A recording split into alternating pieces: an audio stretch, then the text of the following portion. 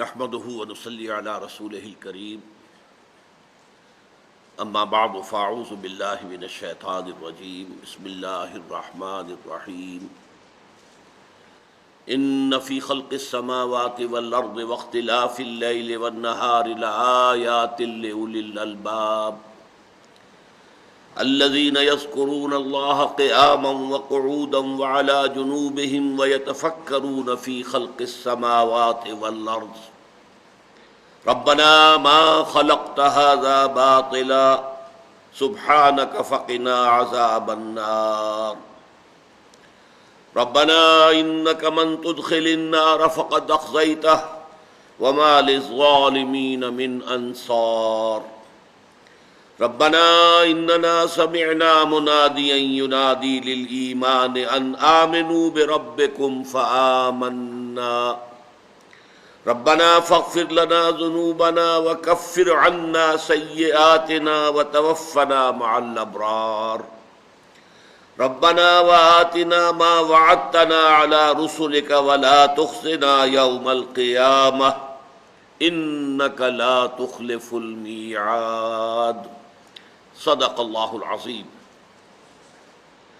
وقال تبارك وتعالى كما ورد في سورة النساء يا أيها الذين آمنوا بالله ورسوله والكتاب الذي نزل على رسوله والكتاب الذي أنزل من قبل صدق الله العظيم رب اشرح لي صدري ويسر لي أمري واحلل عقدة من لساني يفقهوا قولي اللهم ربنا ألهمنا رشدنا وأعذنا من شرور أنفسنا اللهم أرنا الحق حقا وارزقنا اتباعه وأرنا الباطل باطلا وارزقنا اجتنابه آمین یا رب العالمین۔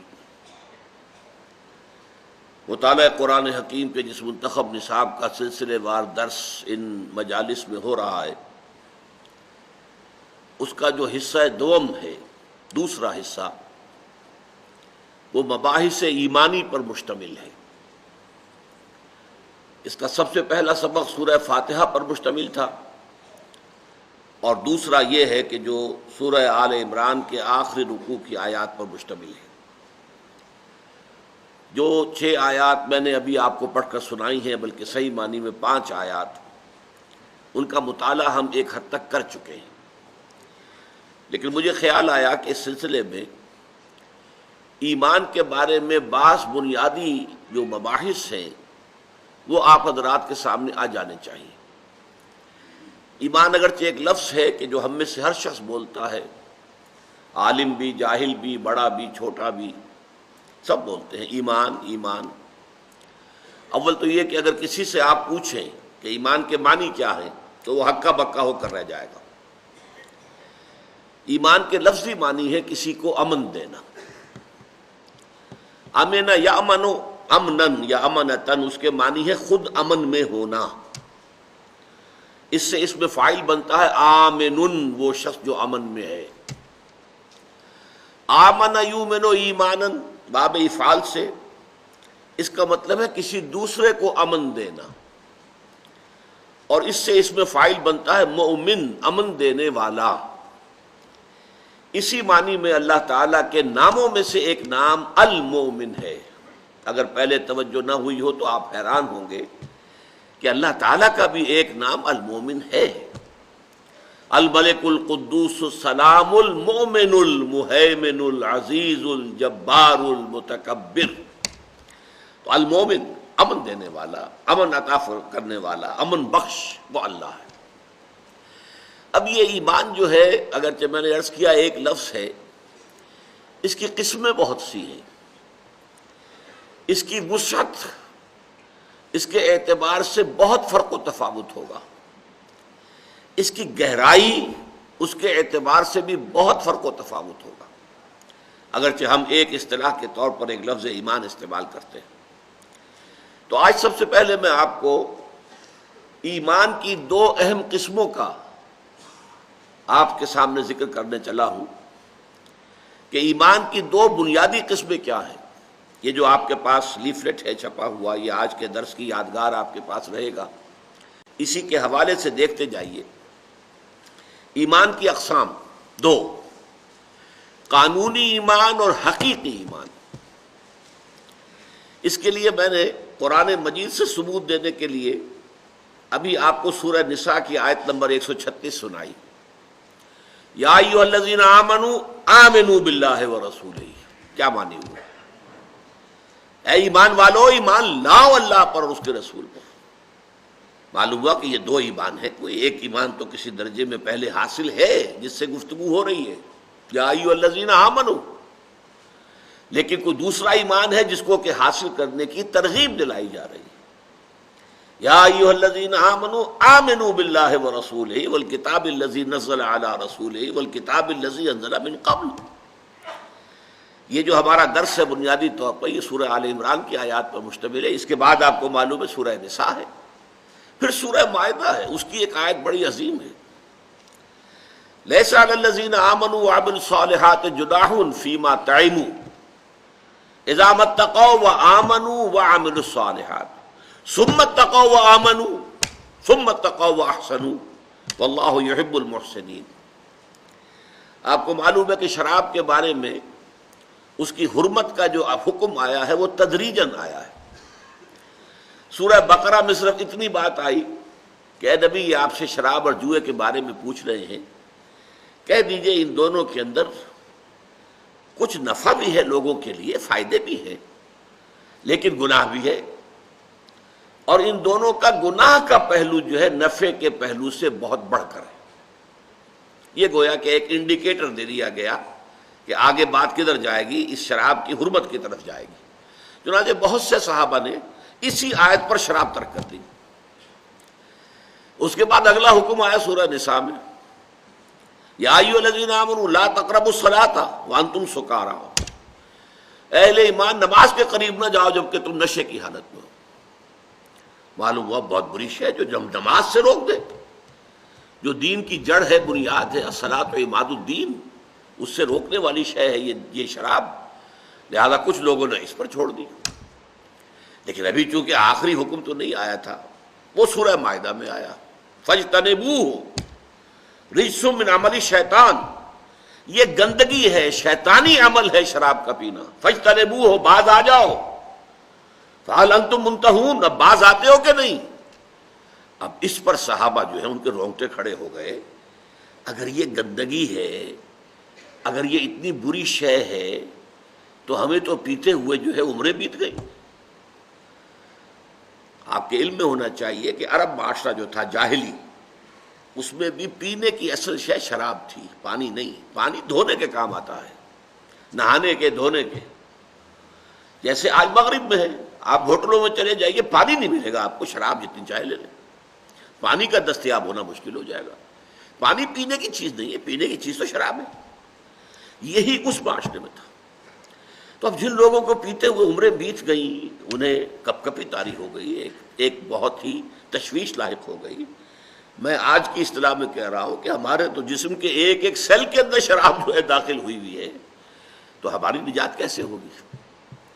اس پر اللہ کی طرف سے ان کے اطمینان کے لیے آیت نازل ہوئی، لیس علی الذین آمنوا وعملوا الصالحات جناح فیما طعموا۔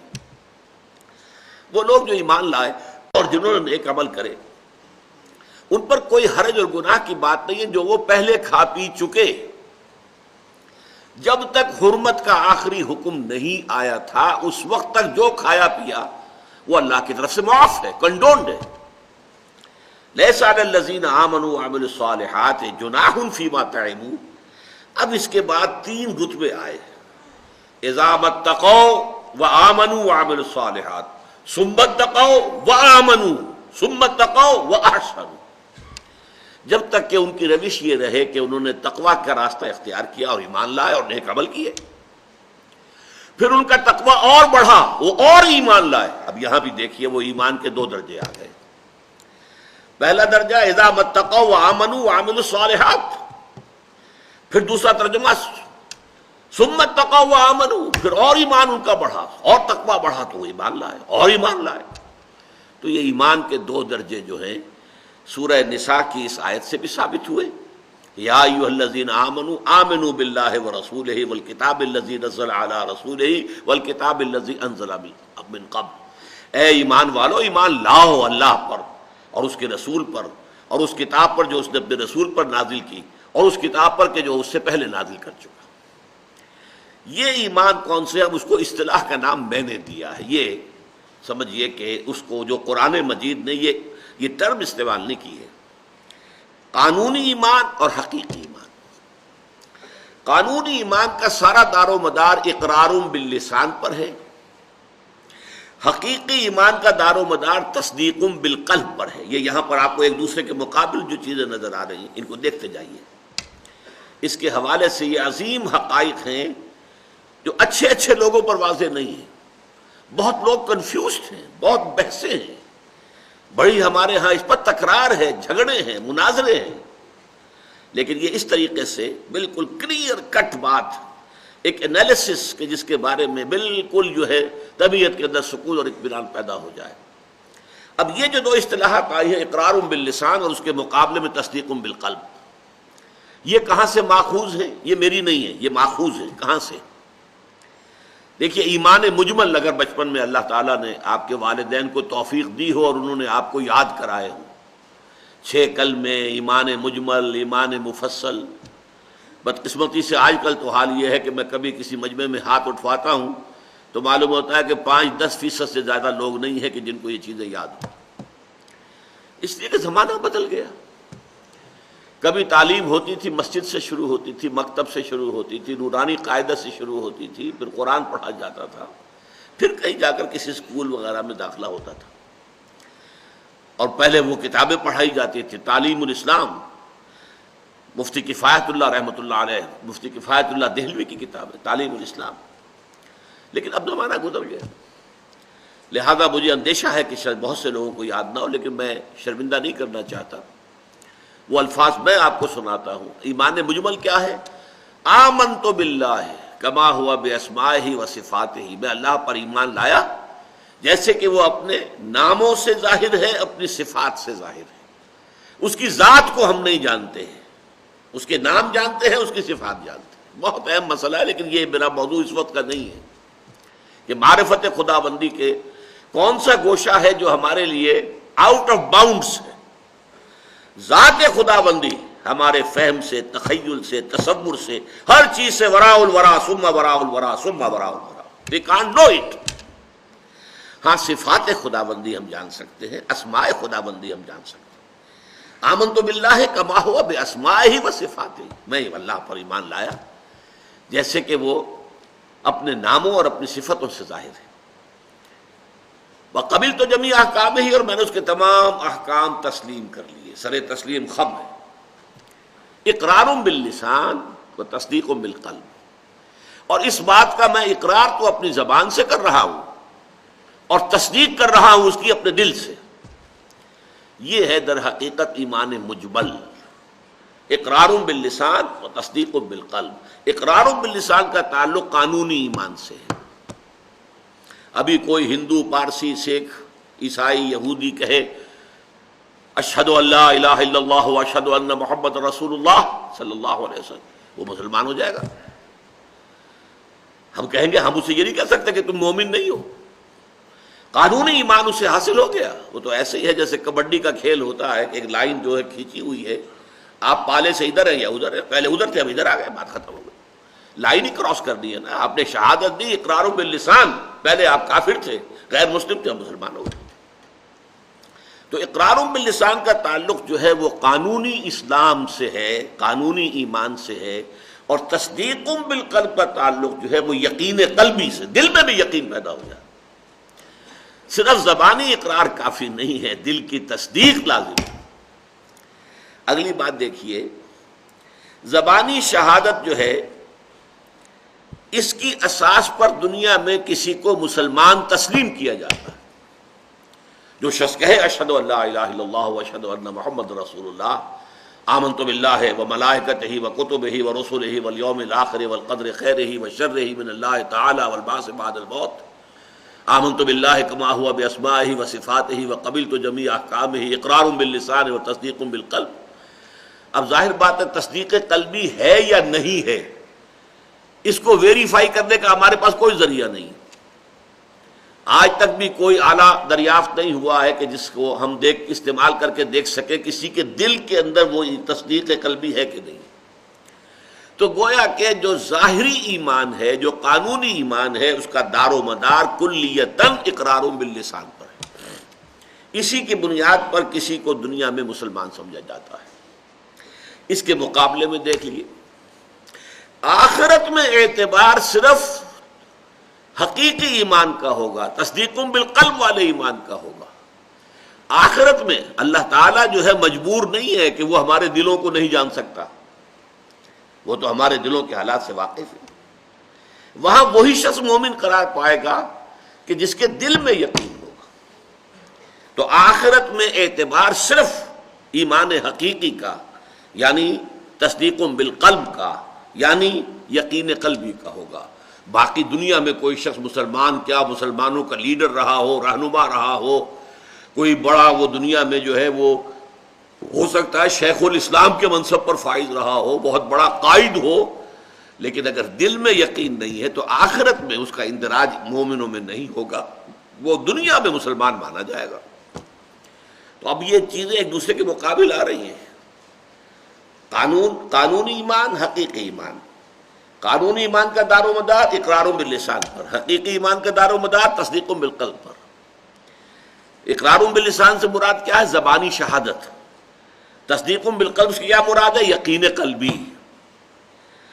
اس قانونی ایمان کی اساس پر دنیا میں کسی کو مسلمان سمجھا جاتا ہے، آخرت میں اعتبار صرف حقیقی ایمان کا ہوگا۔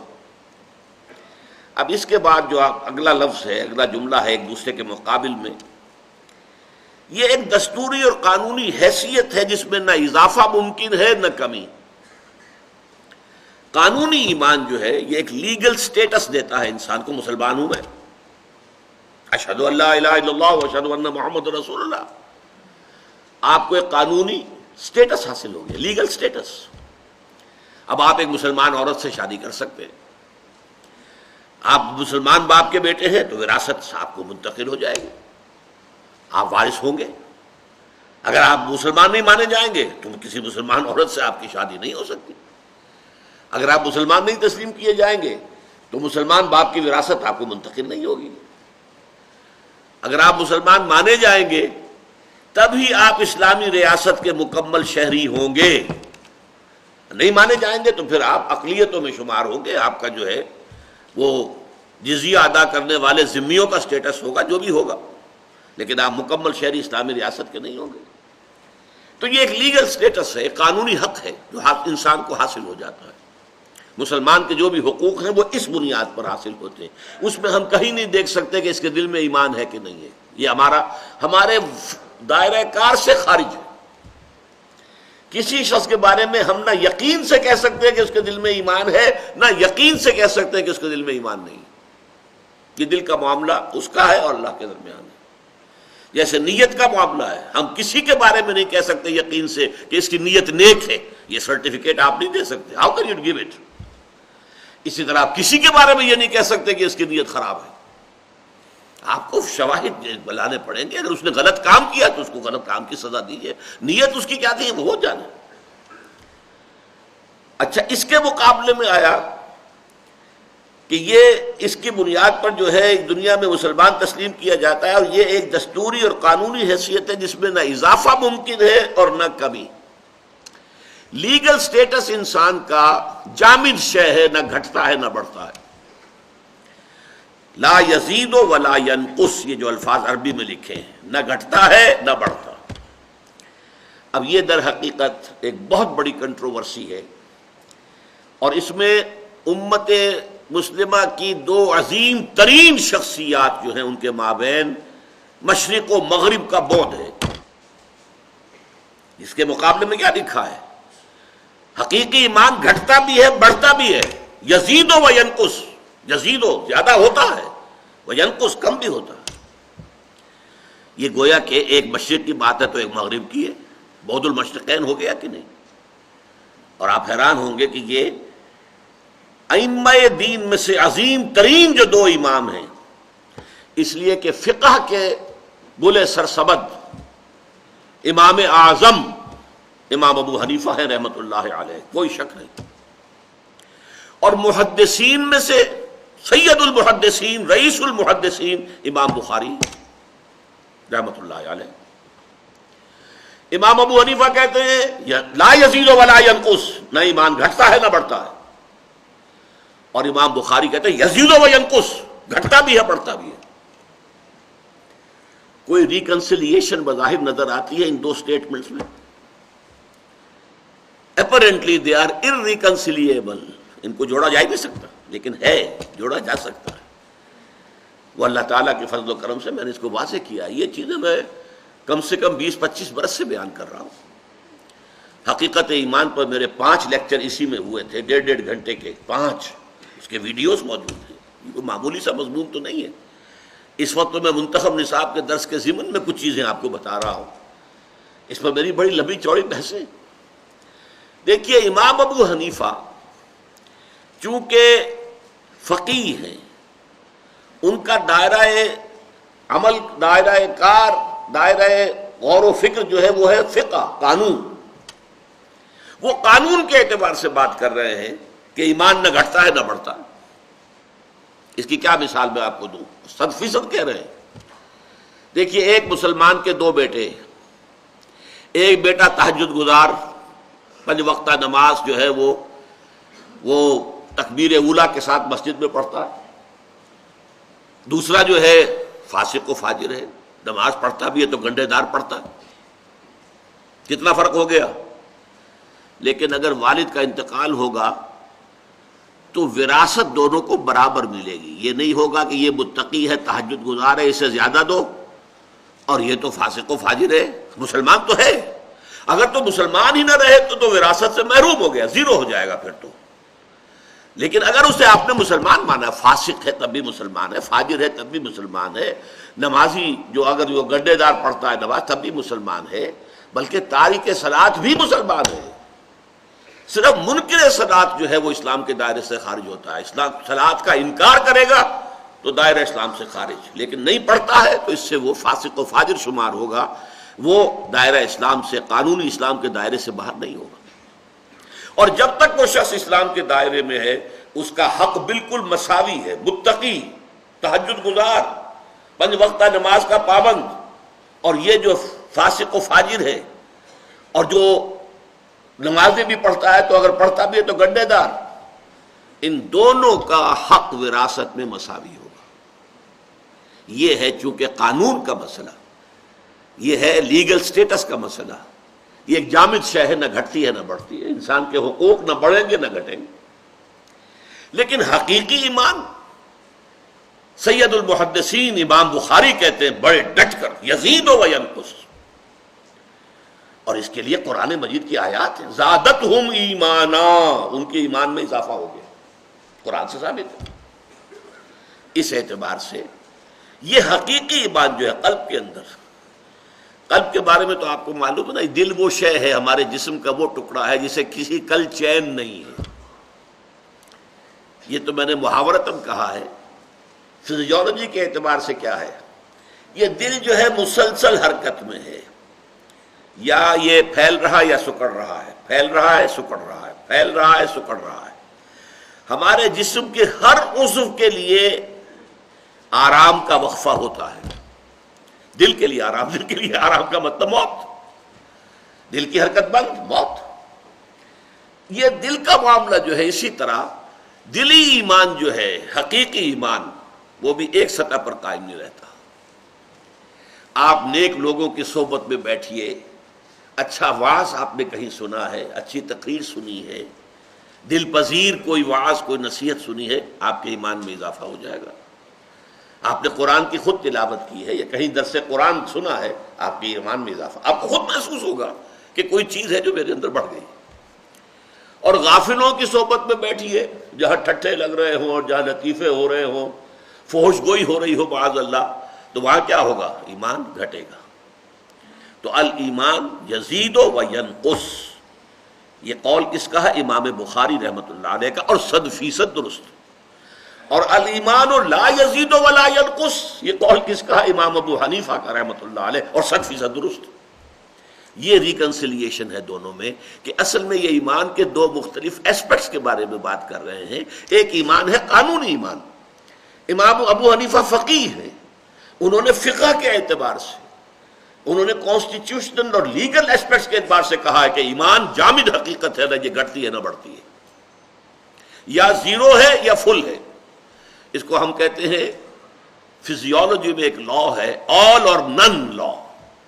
کوئی شے ہوگی تو پوری ہوگی، نہیں ہوگی تو بالکل نہیں ہوگی، یا تو ایمان ہے یا نہیں ہے، یہ فیصلہ ہوگا۔ یہ نہیں ہو سکتا ایمان گھٹے اور بڑھے، ایمان گھٹے اور بڑھے، لیکن جو حقیقی ایمان ہے وہ گھٹتا بھی ہے بڑھتا بھی ہے۔ اب آگے چلیے، جہاں تک تو ہے قانونی ایمان کی بحث، وہ یہاں ہم نے ختم کر دی، اسی لیے یہ دو ڈبل لائنیں لگی ہوئی ہیں، یہ بحث ختم، اس لیے کہ اس میں زیادہ گفتگو کرنے کی ضرورت ہی نہیں ہے۔ یہ تو قانونی ایمان ہے، ہمیں حاصل ویسے ہی ہے، والدین سے مل گیا، اس کے ضمن میں کوئی ہمیں نہ محنت کرنی پڑی ہے، نہ کوئی اس کے لیے قربانی دینی پڑی ہے، نہ اس کے لیے کوئی مشقت جھیلنی پڑی ہے، یہ تو ہمیں وراثت میں منتقل ہو گیا۔ اب حقیقی ایمان کو سمجھیے، اس کی دو قسمیں ہیں، یہ ہے اصل علمی مضمون جو ہمارے اس درس کے ساتھ متعلق ہے۔ یہ جو ہے، ایک ہے تقلیدی یا غیر شعوری، ایک ہے اکتسابی یا شعوری، کانشس ایمان، وہ جو کہ آپ نے ایکوائر کیا ہے ایمان، اکتساب کرنا، حاصل کرنا، ارنڈ، کانشس اینڈ ارنڈ ایمان۔ ایک تقلیدی ہے اور غیر شعوری ہے۔ یہ تقلیدی اور غیر شعوری کیا ہے؟ ہم مسلمان ہیں، یہ تقلیدی اور غیر شعوری کی بحث بھی چھوٹی سی ہوگی۔ یہ کیسے پیدا ہو جاتا ہے؟ جب کوئی مسلمان ہوگا، اب اگر وہ عمل کرتا رہے گا، نماز پڑھے گا، روزہ رکھے گا، اور جو فرائض ہیں حرام سے مجتنب رہے گا، تو اس کے نتیجے میں ایک ایمان پیدا ہو جائے گا اس کے دل میں۔ یعنی جیسے ایمان سے عمل وجود میں آتا ہے، جنم لیتا ہے، ایسے ہی عمل سے ایمان وجود میں آتا ہے۔ مسلسل عمل کرتے رہیے، نمازیں پڑھتے رہیے، چاہے ابھی آپ کو وہ یقین والا ایمان حاصل نہیں تھا، لیکن نمازیں پڑھتے رہنے سے اور دین پر عمل کرتے رہنے سے آپ کے اندر وہ ایک ایمان پیدا ہو جائے گا، لیکن یہ ایمان غیر شعوری ہوگا، یہ تقلیدی ہوگا۔ اس کے اندر کوئی ڈائمنشن جو ہے، انٹلیکچول ڈائمنشن نہیں ہوگی، اس میں کوئی بصیرت نہیں ہوگی، جس کو کہا گیا ہے قرآن مجید میں سورہ یوسف میں کہ اے نبی کہہ دیجئے قل ھذہ سبیلی ادعو الی اللہ علی بصیرۃ انا ومن اتبعنی۔ دیکھو لوگو، یہ میرا ھذہ سبیلی، یہ میرا راستہ ہے، ادعو الی اللہ، میں اللہ کی طرف بلا رہا ہوں، لیکن میں اندھیرے میں ٹامک ٹوئیاں نہیں مار رہا ہوں، علی وجہ البصیرۃ، علی بصیرۃ انا ومن اتبعنی، نہ صرف میں بلکہ میرے ساتھی بھی علی وجہ البصیرت مومن ہے اور ایمان کی دعوت دے رہے ہیں۔ یہ کوئی بلائنڈ فیتھ نہیں ہے، یہ کوئی اندھا بہرا ایمان نہیں ہے جس میں بصیرت باطنی نہ ہو، جس میں انٹرنل جو ہے انڈرسٹینڈنگ نہ ہو، جس کے اندر کے ڈائمنشن نہ ہو انٹلیکچول، نہیں، وہ ایمان جو ہے وہ تقلیدی ایمان کہلائے گا۔ تو تقلیدی ایمان پیدا ہو جاتا ہے، ایک تو احکام اسلام پر مسلسل عمل کے نتیجے۔ نمبر دو، یہ تقلیدی ایمان صاحب ایمان لوگوں کی صحبت سے بھی حاصل ہوتا ہے۔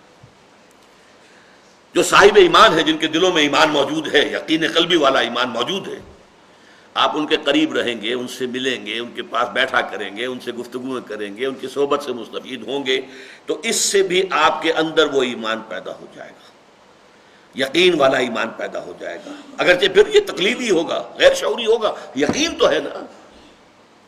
بلائنڈ فیتھ بھی یوں سمجھ لیجئے بہت قیمتی شے، بلکہ اپنی قوت کار کے اعتبار سے بلائنڈ فیتھ زیادہ طاقتور ہوتا۔ اندھا یقین، اندھے یقین کے نتیجے میں تو انسان بڑی سے بڑی قربانی دے جاتا ہے، جان پر کھیل جائے گا، اندھا یقین۔ لیکن ایک ہے وہ جو قل ھذہ سبیلی ادعو الی اللہ علی بصیرۃ انا ومن اتبعنی، اس کی شے کچھ اور ہے، اس کی شان کچھ اور ہے، اس کی قدر و قیمت کچھ اور ہے، اس کی تاثیر کچھ اور ہے، وہ ہے جو انقلاب لاتا ہے دنیا کے اندر۔ یہ اندھا ایمان انقلاب نہیں لا سکتا، سوسائٹی کو چینج نہیں کر سکتا، جس کے اندر صرف تقلید ہے اور غیر شعوری ایمان ہے۔ اچھا، اس کو بھی بحث کو ہم یہاں ختم کر رہے ہیں۔ تقلیدی یا غیر شعوری ایمان ہم میں سے اکثر کو اگر حاصل ہے وہ اسی کیٹیگری کا ہے۔ پہلا وہ ایمان ہمیں حاصل ہے، قانونی ایمان، وہ ہمیں حاصل ہے، وہ تو وراثتاً منتقل ہو گیا، ہمیں بچپن میں والدین نے وہ چیزیں سکھا دی اور وہ ہم نے مان لی، وہ ہم اشہد ان لا الہ الا اللہ و اشہد ان محمد رسول اللہ، پیدا ہوتے ہی ہمارے دانے کان میں اذان دی گئی، بائیں کے اندر جو ہے اقامت کہی گئی، وہ تو مسلسل اسلامی معاشرے کے اندر آپ کو مل گیا، وہ ہے ہمارے پاس، ہر ایک کے پاس ہے۔ اسی طریقے سے تقلیدی ایمان بھی بہت سو میں ہے، ہم میں سے بہت سو میں ہے۔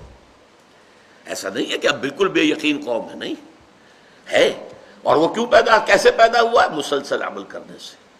دین پر عمل کریں گے، اس کا ایک ریفلیکشن ہوگا، وہ باطن کی طرف اس کا ایک جو ہے رخ ہوگا، اس کا عکس پڑے گا اور ایمان پیدا ہو جائے گا۔ یا صاحب ایمان کی صحبت اختیار کریں گے، یہ بالکل فزیکل جو ہے فینومینن ہے۔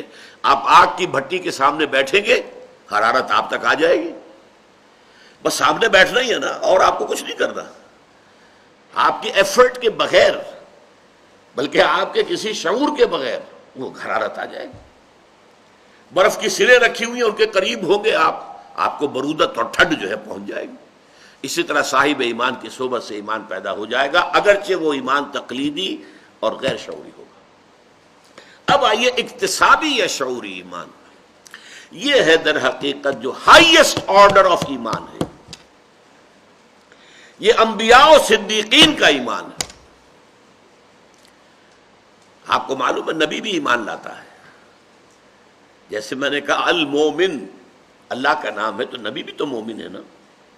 آمن الرسول بما انزل الیہ من ربہ والمومنون، ایمان لائے رسول صلی اللہ علیہ وسلم اس چیز پر جو ان کے رب کی طرف سے نازل کی گئی، تو مومن ہے۔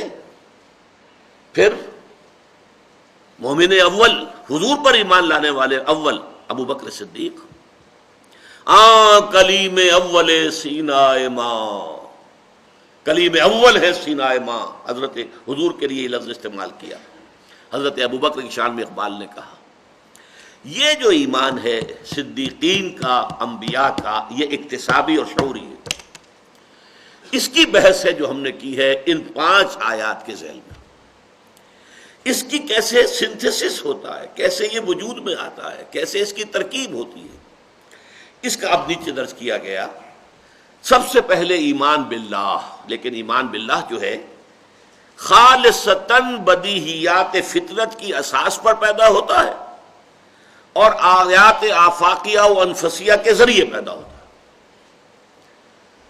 ایمان باللہ کے لیے میں پہلے عرض کر چکا ہوں تفصیل سے، کوئی منطقی دلیل موجود نہیں ہے، کوئی سائنٹیفک دلیل موجود نہیں ہے۔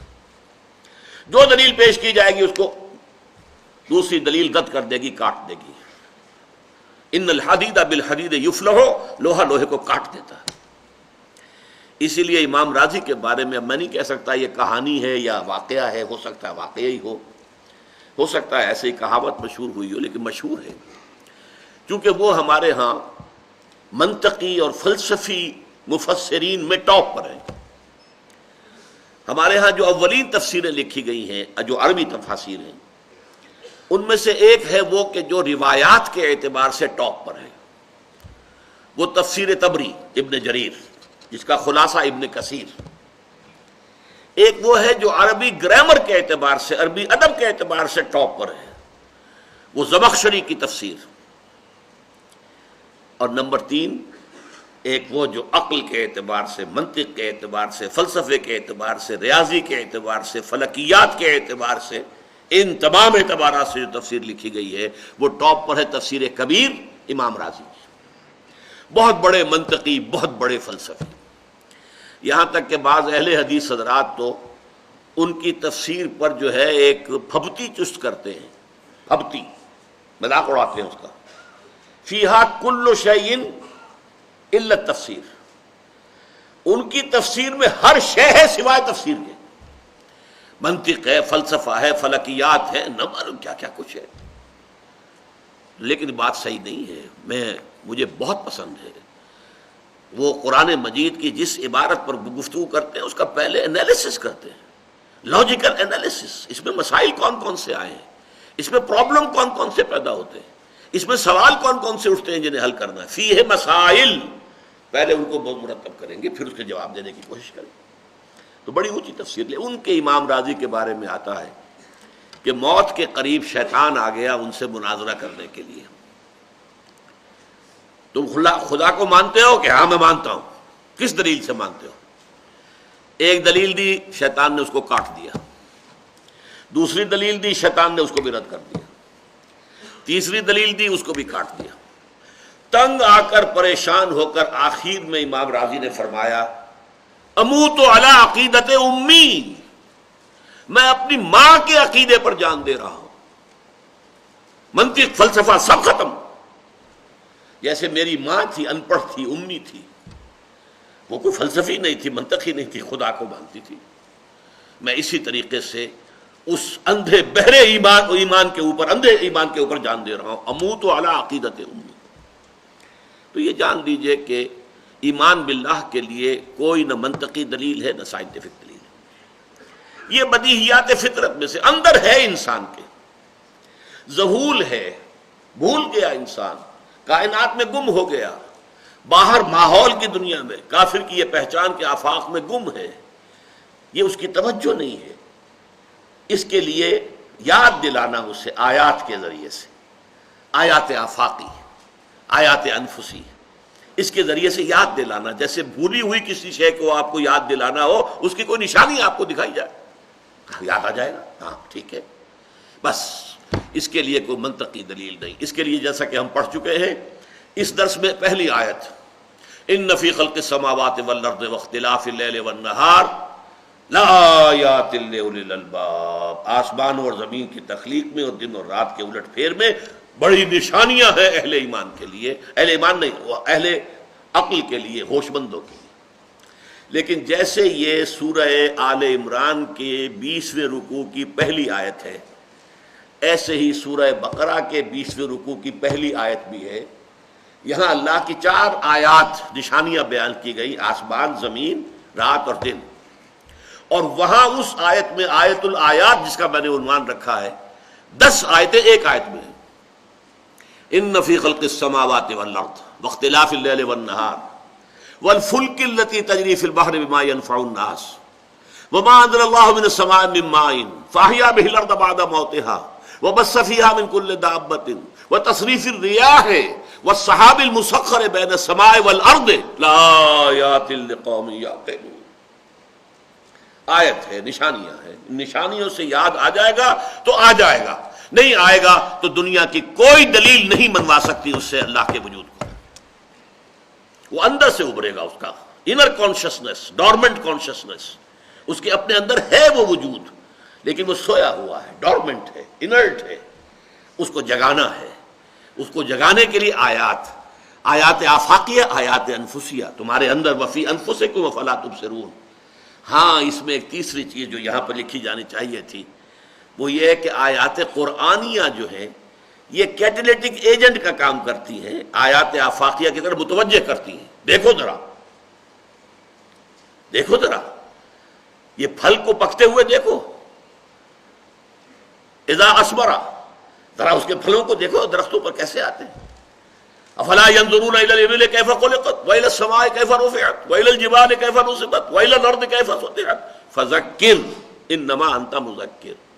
اے نبی آپ یاد دہانی کرائیے، آپ کا کام سوائے یاد دہانی کے کچھ نہیں، آپ زبردستی نہیں منوا سکتے، نہیں مانے گا تو نہیں مانے گا۔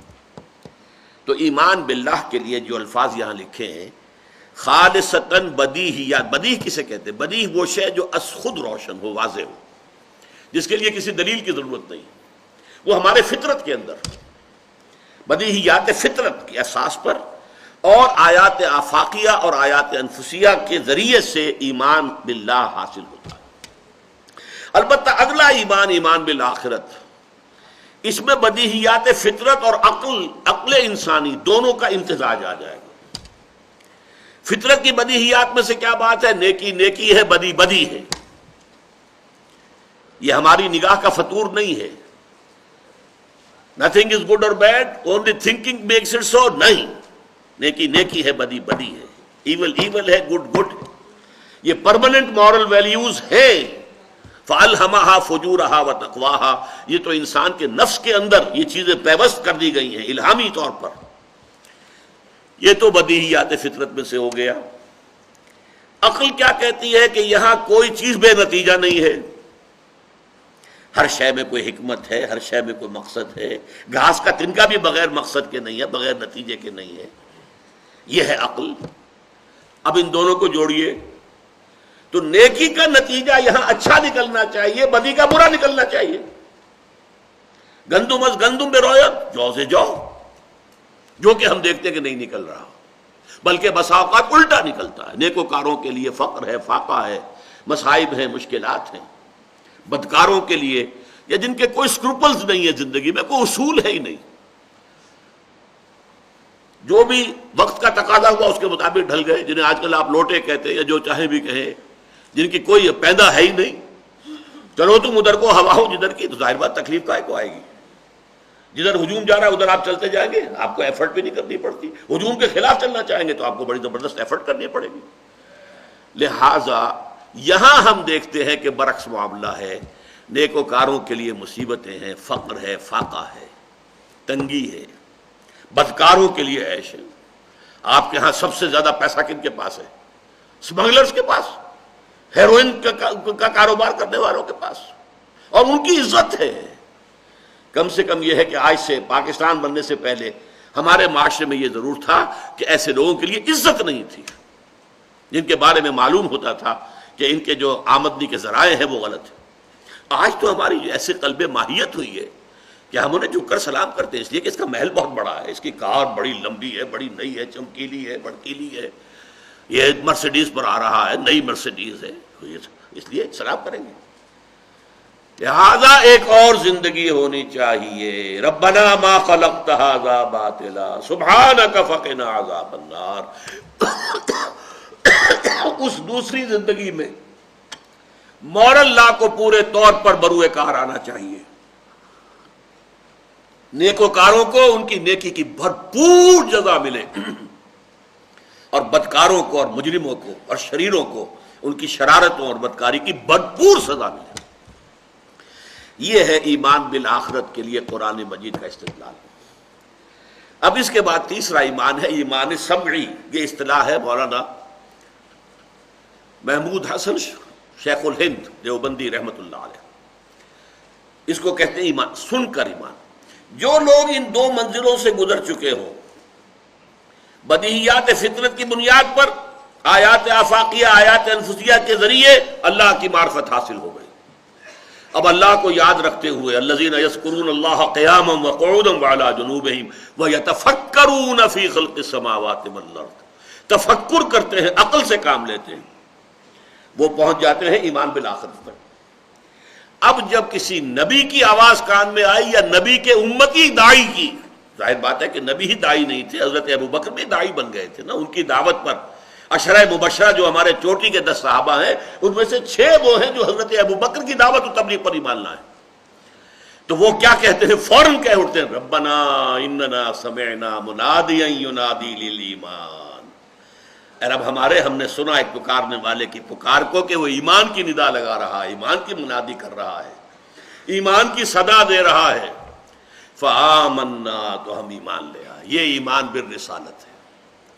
اس کے بعد وہ عظیم دعا ہے ربنا فاغفر لنا ذنوبنا وکفر عنا سیئاتنا وتوفنا مع الابرار، اے رب ہمارے گناہوں کو معاف فرما دے اور ہماری برائیوں کو ہم سے دور کر دے، ہمارے دامن کردار پر داغ ہے، دھبے ہیں گناہوں کے، دھو دے، پاک کر دے ہمارے دامن کردار کو، اور ہمارے نامہ اعمال میں اگر داغ اور دھبے ہیں ان کو بھی ہٹا دے، توفنا مع الابرار، اور ہمیں وفات کیجو اپنے نیکوکار بندوں کے ساتھ۔